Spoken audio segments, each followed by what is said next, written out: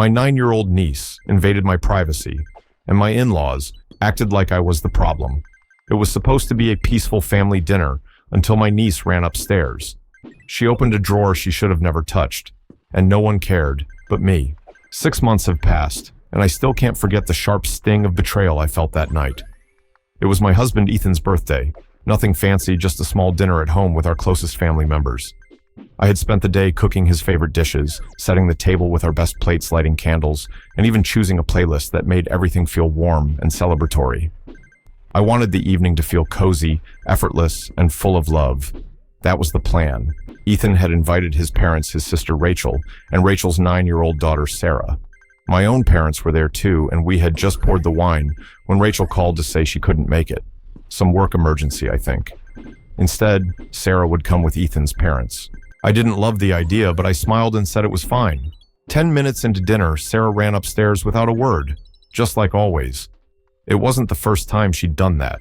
In fact, it had become a pattern. Sarah would visit with her grandparents, and the moment she stepped into the house, she'd dash up the stairs and disappear into our private space. No hello, no may I, no hesitation. And the worst part, her grandparents would pretend not to notice, or worse, act like it was cute. I remember one weekday morning when I was still in my robe, trying to prepare for a Zoom meeting, and suddenly Sarah appeared in my office doorway, giggling and spinning in my chair. Her grandmother was downstairs chatting with Ethan like nothing was wrong. They had shown up uninvited. Again. Ethan and I had vented about it in private. Should we say something, I asked more than once. But he would sigh and shrug. It's just Sarah. I don't want to start anything with my mom. I let it go for peace. Over and over, I let it go. But that night, Ethan's birthday would change everything. While we laughed and clinked glasses downstairs, I couldn't stop thinking about the silence above us. What was she doing? Why hadn't anyone called her back? I swallowed my discomfort with bites of lasagna, but the knot in my stomach only grew. Then it happened. A sudden slam echoed through the ceiling. Everyone paused for a beat, forks frozen mid-air. Oh, Sarah. Ethan's mom chuckled, completely unbothered. Come back down, sweetie. Sarah returned to the table with that same innocent look she always wore. No apology, no explanation. The evening continued. We ate cake, opened gifts, and eventually the guests left. And that's when I saw it. Our bedroom door still ajar. And worse, the top drawer of my nightstand was cracked open. My stomach dropped. Inside that drawer were things I never expected a child to see. Personal things, my vibrator medication, loose cash, private letters, even an old Polaroid or two that Ethan and I had tucked away for our eyes only. I stood there, frozen, heart pounding. My world felt violated. She was in here, I said to Ethan, my voice barely a whisper. He stepped beside me, peered into the drawer, and immediately understood. His expression changed from confusion to fury in seconds. What the hell, he muttered. We didn't sleep that night. We lay in silence, side by side, a wall of anger between us and the rest of the world. I kept replaying it all in my head. The sound of the drawer, the way no one cared, the way I was the only one holding on to boundaries that no one else respected. The next morning, I texted Ethan's mom politely, cautiously, and asked her not to bring Sarah over without asking first. I didn't even mention the drawer. She replied with a single sentence, "She's just a child. You're overreacting." That was when the anger turned into something deeper hurt. Because it wasn't just about Sarah.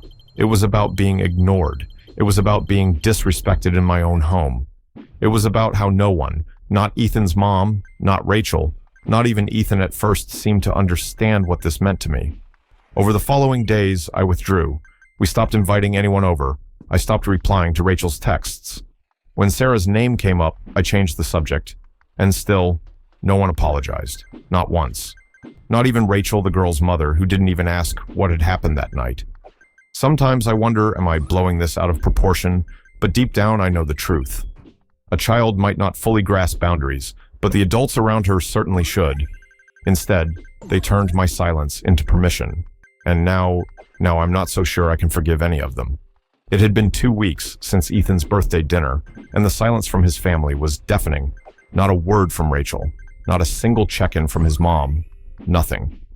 And maybe I would have tried harder to move on, to just chalk it up to a kid, being a kid, if it weren't for the fact that I kept seeing Sarah's fingerprints everywhere, literally. My perfume bottles were moved around. One of my lipsticks had a smudge on it. The drawer of my vanity, which I never leave open, was halfway slid out. She hadn't just peeked. She'd gone exploring. And every sign of it felt like another slap in the face. That drawer with my personal items, I locked it now. I went out and bought a small drawer lock, and even changed where I kept the key. But it was more than that. I started to feel like my own home was no longer mine. I was on edge every time Ethan mentioned his mom. I double-checked every door before bed. I even found myself flinching when I heard little footsteps in public places. Ridiculous, maybe, but that's how shaken I was. And Ethan, well, he tried to be supportive. He really did. He apologized more than once. He hugged me tightly the night I found that lipstick smudge. He even said he'd talk to Rachel, but he never did. I don't want to make things worse, he told me. I just stared at him. Worse, I repeated. Worse than a 9-year-old going through our private things while no one says a damn word about it. He didn't answer. And honestly, I didn't blame him because there was no good answer. One Saturday morning, Rachel finally reached out. No apology, no concern, just a casual text. Hey, we're doing brunch at Mom's tomorrow. You guys in? I stared at my phone like it had just slapped me. Ethan came into the room and saw my face. What's wrong? He asked. I handed him the phone without a word. He read the message, and for a moment his face was unreadable. Then he said, "You don't have to go if you don't want to." I wanted to scream. This wasn't about what I wanted. This was about what was right. I wasn't some fragile little flower who needed to be protected from brunch. I wanted accountability, acknowledgement, just something real. But I knew it wouldn't come. Because to them, it was just another Sunday. To me, it was walking into a room full of people who thought I was the problem. I shook my head. I'm not going, I said. And honestly, I think you should stay home too. Ethan looked torn. He rubbed his jaw, glanced at the floor, and finally nodded. Okay, we'll sit this one out. I waited for a follow-up message from Rachel, some kind of hope everything's okay or did something happen, but nope, nothing. It was like we didn't show up and they didn't even notice. That afternoon, Ethan finally asked, "Do you want me to say something to Rachel, to my mom?" I looked at him, long and hard, and for the first time I said, no. If they cared, they would have brought it up themselves. Because here's the truth. Silence is a choice. And their silence was saying everything. I had spent years biting my tongue, letting things slide. The unannounced visits, the boundary crossing, the way Ethan's mom always let Sarah roam free in our home like it was her playground. I thought I was keeping the peace. But peace without respect isn't peace. It's just submission. So I stopped replying to group messages. I unfollowed Rachel on Instagram. I muted Ethan's mom on Facebook. It wasn't petty, it was protection. For once, I chose me. Ethan didn't fight me on it. He kept things neutral, but I could see the sadness in his eyes. He loved his family, but he loved me too. And he was starting to see just how alone I'd been in this. Then one evening, something happened that shook everything up. We got a letter in the mail, a small envelope addressed in Rachel's handwriting. Inside was a simple card. On the front, a picture of a bouquet. Inside, a handwritten note. Hey, Sarah told me she went into your bedroom during Ethan's birthday. I didn't know. I'm really sorry. I should have asked her more questions when she came home. I understand if you're upset. I hope we can talk soon. No excuses, no justifications. Just words I had waited weeks to hear. I showed Ethan. He looked surprised. Wow, he said quietly. I didn't expect that. Neither did I. And for the first time in weeks, I felt the smallest shift inside me. Not forgiveness, not yet, but maybe the beginning of something different. I kept Rachel's note on the kitchen counter for 2 days, not because I didn't know how to respond, but because I didn't know how I felt. For weeks, I had begged silently, then, not so silently, for someone to acknowledge what happened, to treat it like more than a footnote. And now that it finally came, I couldn't tell if I felt better or more hollow than ever. Because while Rachel's words were appreciated, they came weeks too late. They arrived after the silence, after the avoidance, after I'd had to pick up the emotional wreckage alone. And Sarah, she never apologized, not even a look of remorse. And neither did Ethan's mom, the woman who let it happen under her roof, and said nothing. Still, I tried to stay open. I texted Rachel a short, polite reply. Thanks for the note. I appreciate you acknowledging it. I think we all just need a little space for now. Simple, honest, civil. Ethan read it over my shoulder and just nodded. He didn't say much these days when it came to his family, and that silence was starting to feel like its own kind of betrayal. A few days later, Rachel called. I didn't answer. Then she texted, I was hoping we could talk more. Sarah doesn't really understand what she did wrong. She's been asking why she can't come over anymore. That sent me over the edge. She didn't understand. Of course she didn't, because no one had made her. No one had sat her down and explained that other people's privacy mattered, that homes were not playgrounds, that adults have boundaries that children need to respect. They had let her continue believing she was the victim in all of this, that I was the problem, that we were being unfair, and I was tired of it. So tired. That night, Ethan and I sat down after dinner, and I finally said what I'd been holding in. I need to know where you stand in all of this. He looked up startled. What do you mean? I said slowly, I've been dealing with your family's silence, your niece's boundary crossing, and your mother's indifference, and you've done nothing. You've stood by, hoping it would just blow over. That's not fair, he said. Isn't it? He rubbed his face. I didn't know what to say. I didn't want to make things worse. I stared at him. Worse than what, Ethan? Worse than me feeling like a stranger in my own home. Worse than your 9-year-old niece going through my makeup like it's hers. Worse than your mom acting like I'm overreacting for being violated. He looked like he wanted to argue, but he didn't. Instead, he said, I don't want to lose you over this. And that was the first time I felt something crack between us, because I wasn't threatening to leave. Not yet. But the fact that he saw that as the next step, not, how can I help or you're right, told me everything I needed to know. He didn't see this as a family pattern that needed to be addressed. He saw it as a me issue, something to manage, to contain. I didn't respond right away. I just got up, walked into the bedroom, and shut the door. That night, I slept on my side of the bed, staring at the wall wide awake, and I wondered for the first time if loving someone was enough. Because I loved Ethan. I did. But I also loved myself, and I wasn't sure I could keep shrinking just to fit into his family's comfort zone. Days turned into a week after our tense conversation, and the silence between Ethan and me became suffocating thick with everything unsaid. I kept replaying his words over and over, I don't want to lose you over this. Was it a plea, a warning, or a subtle way of saying he was choosing his family over me? The house felt colder than ever. Then one afternoon, Sarah's presence loomed again. This time, not as an unexpected visit, but as a storm brewing in our lives. Rachel called a calm voice, but with an unmistakable edge. Ethan told me, you're still upset, that you don't want Sarah here anymore. I'm not upset. I replied, trying to keep my voice steady, I'm hurt. And yes, I don't want her here. Not until she understands respect. Rachel sighed, and I could almost hear her shake her head. Look, I get it, but she's just a kid. You can't expect perfection from a 9-year-old. I clenched my fists, fighting the urge to shout through the phone. Maybe not perfection, but respect boundaries. Those aren't things you need to be perfect at. They're basics, and no one has taught her those. Rachel was silent. Look, I want us to move past this. Maybe it's time to have a family meeting, clear the air. I wanted to say no. I wanted to scream no, because clearing the air felt like smoothing over a wound without cleaning it. But then Ethan's voice joined, calm but firm. Please just come over tomorrow. Let's talk face to face. I agreed, because despite everything, I still wanted this to work. The next evening, the air hung heavy in our living room. Rachel, Ethan, his mother, and Sarah sat across from me. Sarah, with her big, innocent eyes, looked between us nervously. Ethan started. We all want to make this right. I'm sorry you felt disrespected. His mother nodded quickly, but her eyes darted around, never quite meeting mine. Rachel spoke next. Sarah didn't mean to invade your privacy. She's just curious and, well, her parents don't set many rules. We're trying. I took a deep breath.